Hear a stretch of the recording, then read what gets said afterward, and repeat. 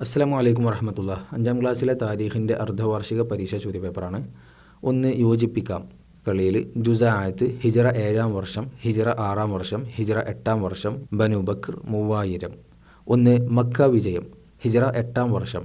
2. ഖുറൈശികളുടെ സഖ്യകക്ഷി ബനു ബക്കർ. 3. മുസ്ലിംകളുടെ സഖ്യകക്ഷി ജുസാഅ. 4. ഖൈബർ ഉപരോധം ഹിജ്റ 7-ാം വർഷം. 5. ഹുദൈബിയ്യ ഹിജ്റ 6-ാം വർഷം. 6. കിടങ്ങ് കീറിയ സ്വഹാബികൾ 3000. 2. പൂർത്തിയാക്കാം.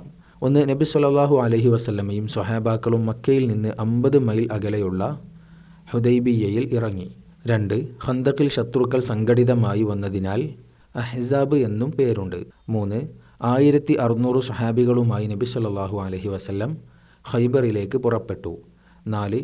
വഖുൽ ജാ അൽ ഹഖ് വസഹഖൽ ബാത്തിലു ഇന്നൽ ബാത്തില കാന സഹൂഖ. 3. ഉത്തരം എഴുതാം. 1. മക്ക വിജയത്തിൻ്റെ പ്രത്യേകത എന്തായിരുന്നു? പിറന്ന നാട്ടിലേക്ക് നബിയും സ്വഹാബത്തും തിരിച്ചെത്തിയ ദിവസം.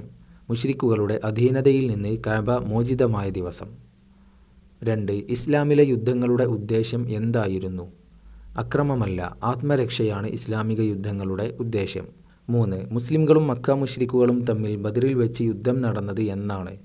ഹിജ്റ 2-ാം വർഷം റമളാനിൽ.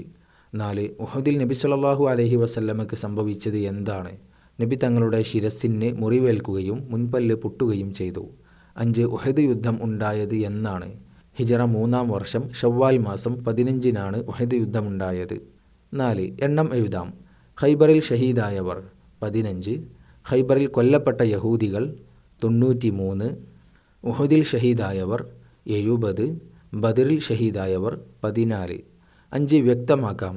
ഹുദൈബിയ്യ കരാറിലെ വ്യവസ്ഥകളിൽ 3 എണ്ണം. മുസ്ലിംകൾ ഇപ്പോൾ മക്കയിൽ പ്രവേശിക്കരുത്. മദീനയിലേക്ക് തന്നെ മടങ്ങുക. അടുത്ത വർഷം ഉംറ നിർവഹിക്കാം. 10 വർഷം പരസ്പര യുദ്ധം പാടില്ല. 6. പേരെഴുതാം. 1. നബി സ്വല്ലല്ലാഹു അലൈഹി വസല്ലമ സംബന്ധിച്ച യുദ്ധം ഗസ്വത്ത്.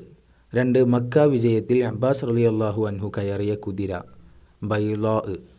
ഇത്രയും ചോദ്യങ്ങളാണ് 5ാം ക്ലാസ്സിൻ്റെ താരീഖിൽ വന്നിട്ടുള്ളത്. എല്ലാവർക്കും നല്ല വിജയം കരസ്ഥമാകട്ടെ. അസ്സലാമു അലൈക്കും വറഹ്മത്തുള്ളാഹി.